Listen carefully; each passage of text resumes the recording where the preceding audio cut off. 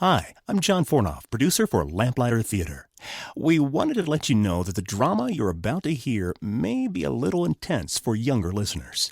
We encourage you to listen as a family. So if you're a younger listener, make sure mom or dad is listening with you. And now, enjoy the show.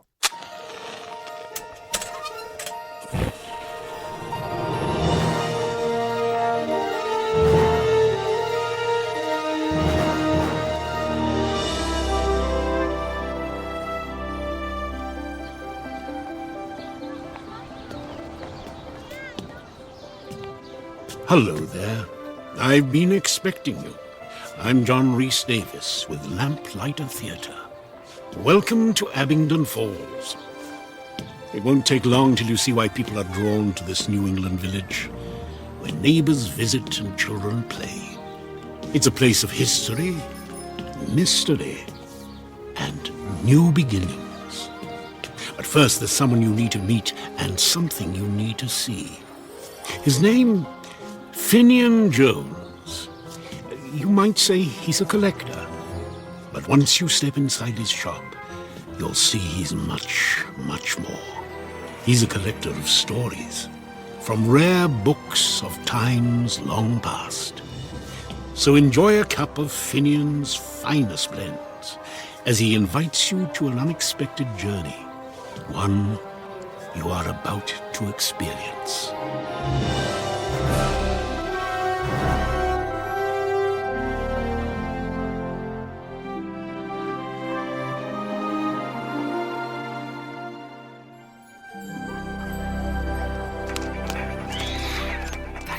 Zombie, come on!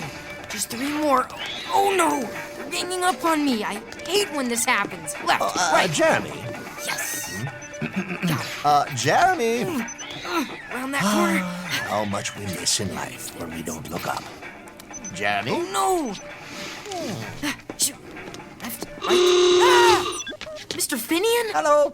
You scared me half to death. Well then, let me check your pulse. Oh, what do we have here? Oh, Jeremy. The prognosis is not good. You, my son, are suffering from a contagious and addictive disease called amusementitis. What? That's the state of amusing oneself. Amuse. A means not, and muse means to think. Oh, I know. You don't do video games around here. Sorry, I wasn't thinking. Precisely. It appears that my prognosis matches my diagnosis. You have lost your focus in a state of virtual hypnosis. How do you do that? I don't know. I could never think of stuff like that. Oh, I think you can. But now you're wincing, aren't you? Yes. As if, oh, here he goes. He's about to pummel you with a speech against video games and the fact that the average child spends 21 minutes a day with his parents, 10 hours a day watching TV, video games, and the internet, and that by the time he is 17, he has watched up to 63,000 hours of mass media compared to 11,000 hours in school and 800 hours in church if attended 1 hour per week since birth, which means that you could view up to 1.5 million acts of violence, witnessed up to 360,000 murders, and that by the time you are age 75, media will have consumed up to 9 complete years of your life. But please, have no worries. I wouldn't think of assailing you with those life-threatening details. Don't even think about it. Now, instead of amusing, let's try a bit of music, shall we? The life we are missing by not musing is? Yes. What game are you playing there? Zappa-Zombie. It's like after Armageddon and you're the only human left.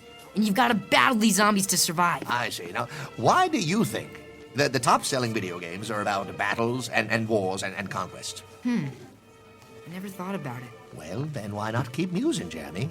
And I'll bet you'll soon discover what beats in the heart of every man. Namely, a will to obey, a work to do, and a woman to love. And I would add one more thing, a war to win. And you see, video games tap into that inner passion. Like Zappa-Zombie? But that's pretend, my friend. It's a substitute for the real end. The question is, are you ready for the real battle? Okay. All right, then, I have 3 words for you. To the stairs!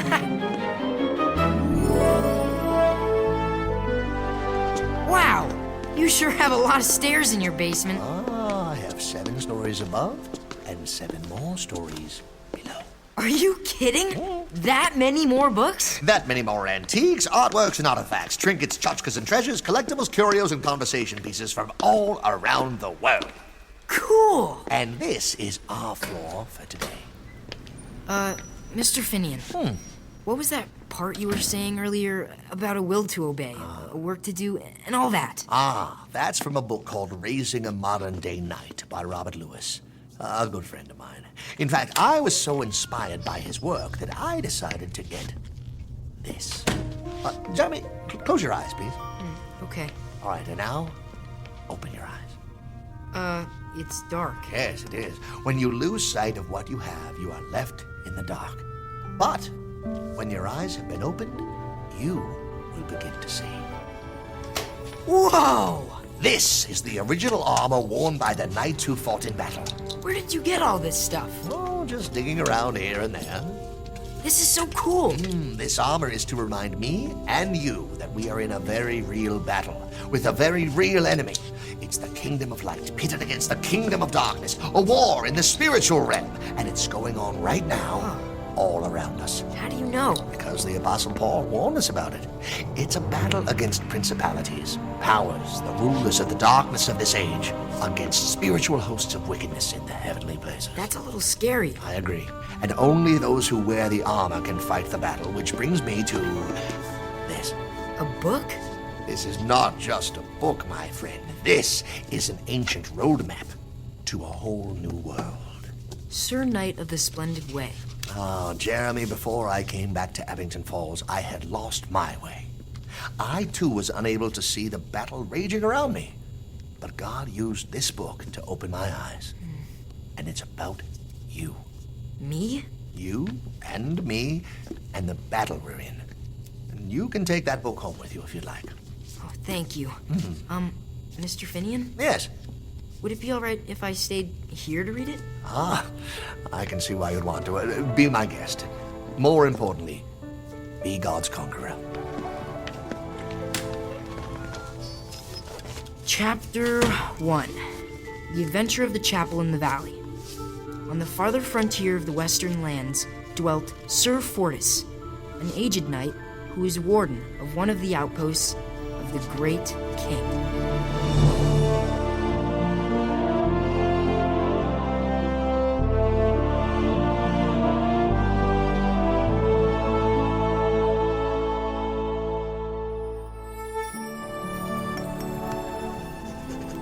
I recall the many battles of my earlier days, but I have enjoyed the virtues of this glad twilight, a glory of a gentler kind. For I have trained many young men in arms and chivalry, but now comes the evening of my days, the last of my... Oh, come in. Sir Fortis, Ah, Constant. thou art writing another book. I am. Constant, I believe there may be a book written about thee someday. A story about me. If thou wilt follow the vision, thine will be a story worth the telling. Sir, art thou feeling ill? No, simply bittersweet. I do not understand. Come.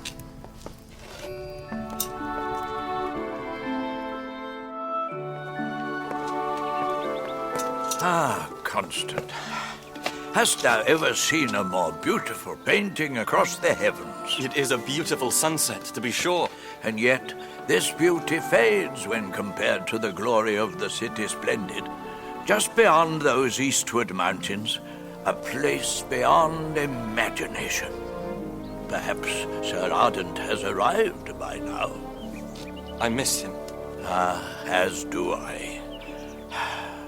Sir Fortis, is there something that troubles thee? I know what is in thine heart, Constant. Thou knowest. Is it not the king's service? Is it not the great city? It is in my heart and in my dreams. Then go. I know myself ill-fitted for such a quest. And which of us is truly worthy?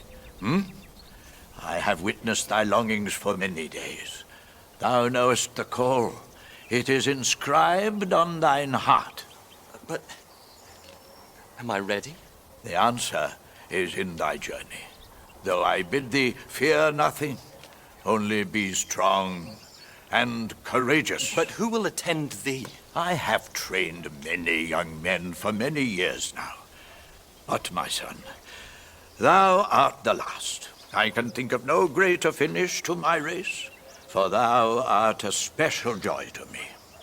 And thou hast been appointed for this journey, a journey far beyond thy strength and training. Am I being sent to my doom? Thou must bear with a high courage all that this night may bring. If thou be true and steadfast, thou shalt see the vision, and the armor thou shalt find shall protect thee and aid thee in thy conquest. Conquest?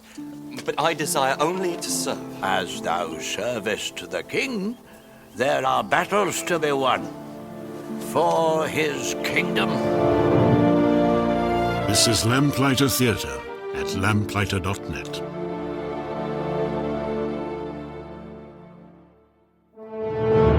And now, back to Lamplighter Theatre.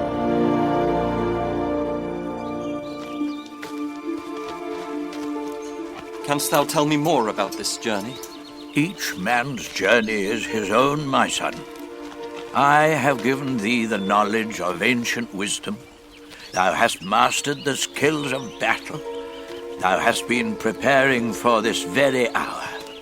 And now, behold, we have come to the Chapel of Voices. Wilt thou enter with me? No, I cannot. But my prayers and my heart are with thee, my son. Go now. Farewell, Sir Fortis. Farewell.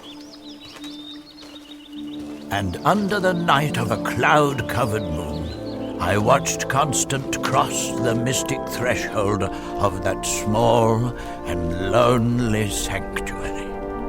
Still and strange and solemn it stood. Little did he know what waited for him there.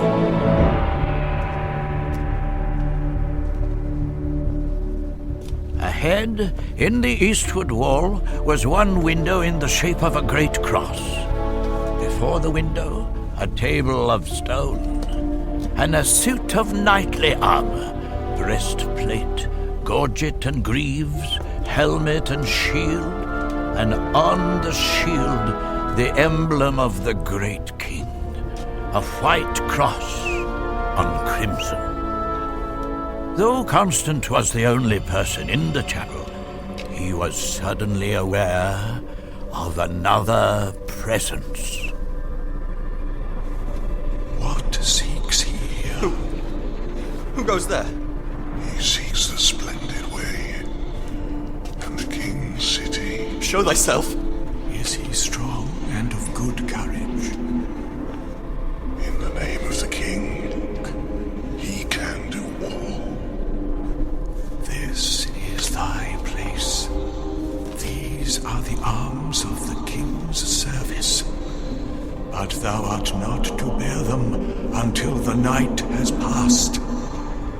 Here shalt thou keep vigil till the morning. Where art thou? Hello? Have I gone mad?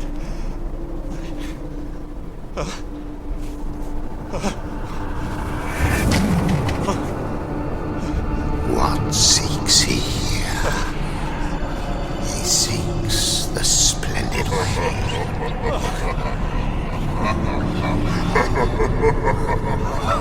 He seeks the king's city.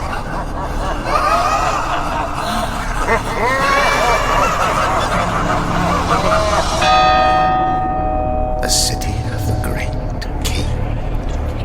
How shall he ever find it? And who has ever found it? Who has ever come back to tell? I shall find the city. I shall. It is on the splendid way. Let him look and see the splendid way.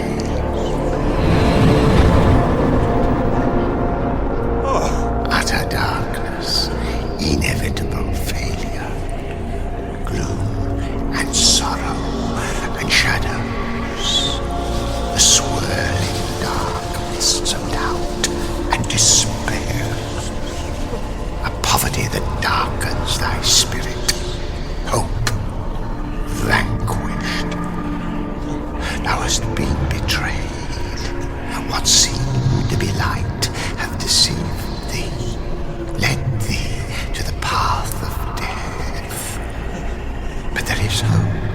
true hope.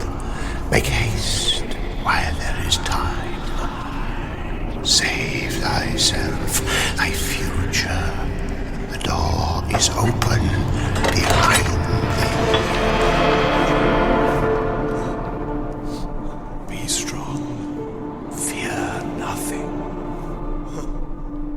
In the name of the king, thou can do all. Thou can do all. Yes. He is mine.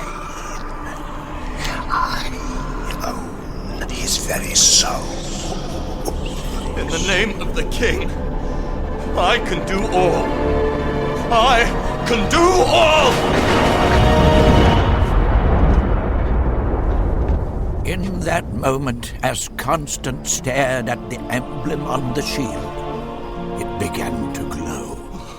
He looked up at the window, and there, in the deepest gloom of night, faint but clear, a single star.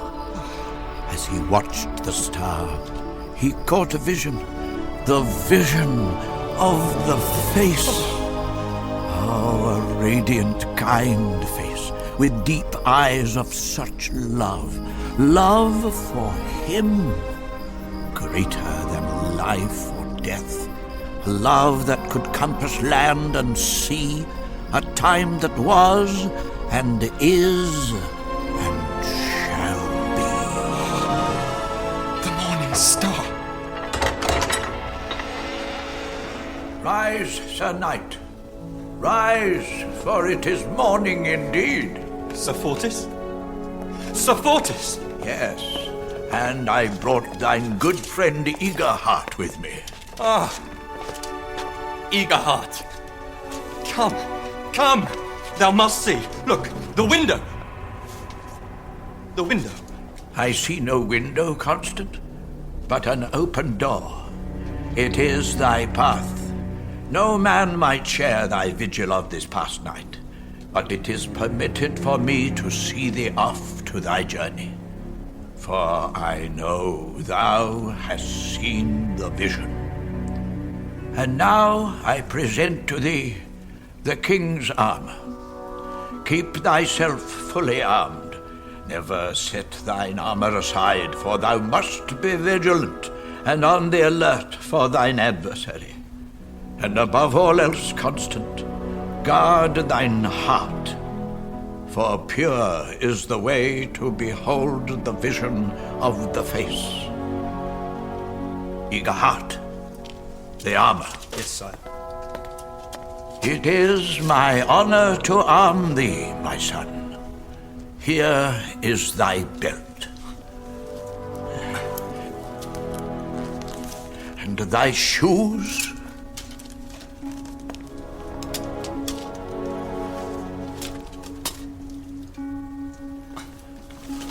Thy breastplate.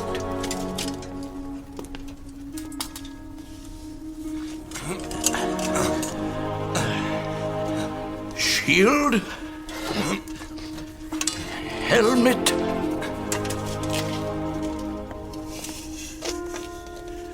And thy sword.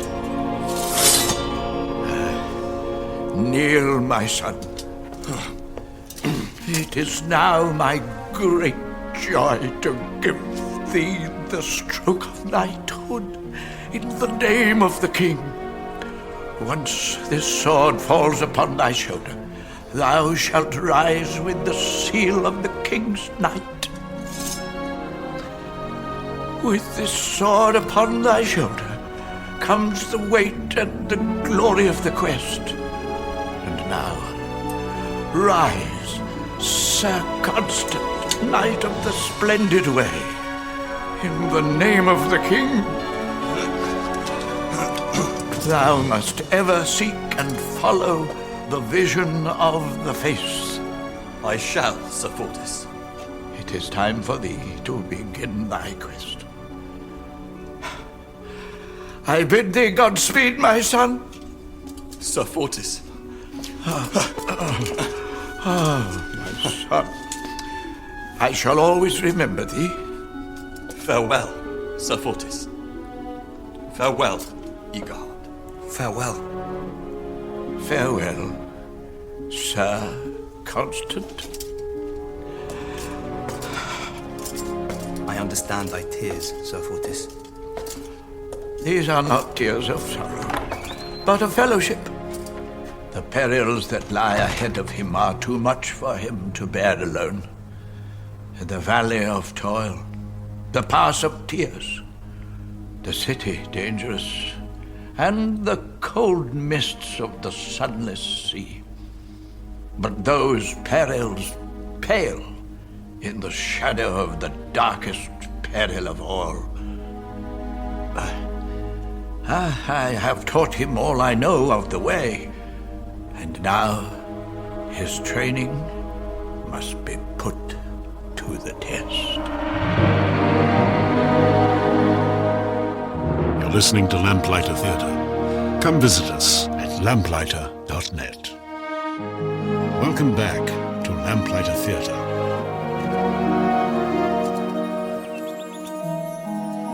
The way was narrow, but gentle was the climb for Sir Constant. As the path went round a rocky hillside, he discovered another traveller. By his humble clothing, Sir Constant knew this was a man of labour, one who dwelt in the company of lowly folk. And yet, he wore his simple garb with grace, and carried himself with dignity. Hello, sir. Thou art travelling to the great city as well? I am. I see thou art a craftsman. Perhaps one that works with wood? How didst thou know? The calluses and scars on thy hands, and the splinter on thy finger. Oh, well, thou art a man of keen perception. Yes, I am a woodworker by trade. Ian is my name. And now it's my turn to guess, although I believe my job may be easier. Thou art a knight of the king, eh? Yes, I am. Constant. Well, if thou art a knight, that would be Sir Constant. Constant is perfectly acceptable to me. Well, it is a pleasure to make thine acquaintance, Constant. I know this road very well, and I've helped many a traveller on their way to the city. If thou so desires, I shall be glad to assist thee in thy journey. I thank thee, Ian.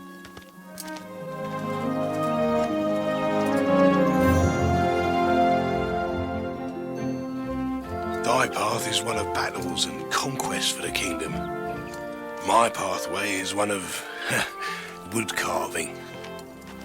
Thy path would seem the nobler. But thine is the path of humility, the way that leads to honour. The truth is, my friend, neither path is the nobler.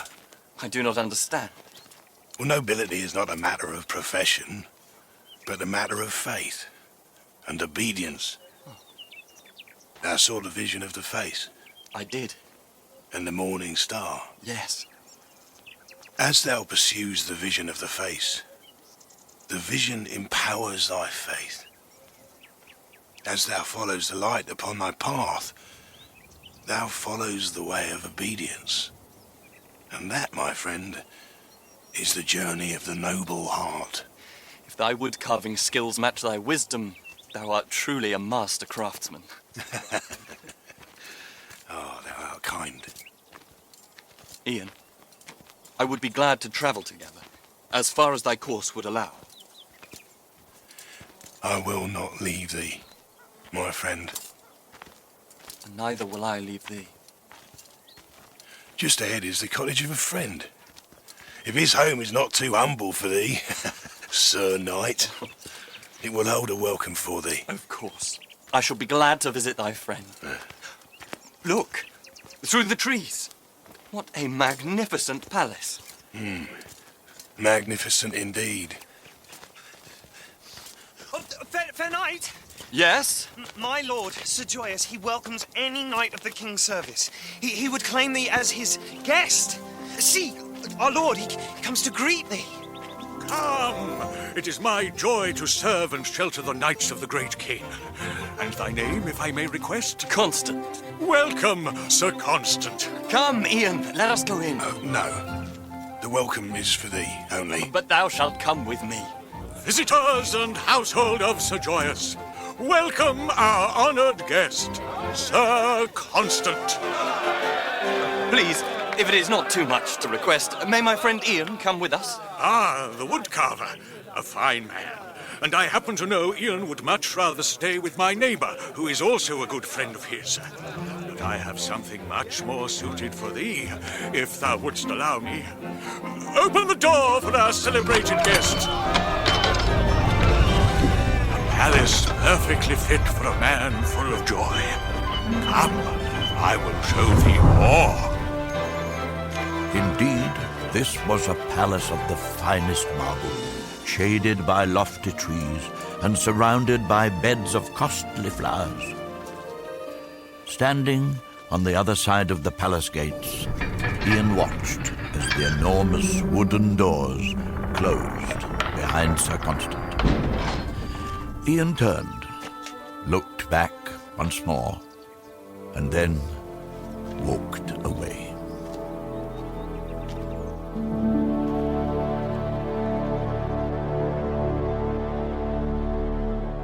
You've been listening to Sir Knight of the Splendid Way, selected from the Lamplighter Family Collection of Rare Books. As a nonprofit ministry, we depend on the support of our listeners, like you, who believe in our mission. Your gifts are tax deductible, and your prayers essential as we build character one story at a time. Here's John Rhys Davis. For your own copy of the book or this audio drama, visit us online at lamplighter.net or call 1-888-246-7735. And now, here's a look ahead at our next time together on Lamplighter Theatre. What treachery is this? An enchanted book of dark counsel. Sir Constant hath betrayed us! Wake! Wake! The traitor is escaping! Now I have thee. Yield to my pleasure. In the name of the king!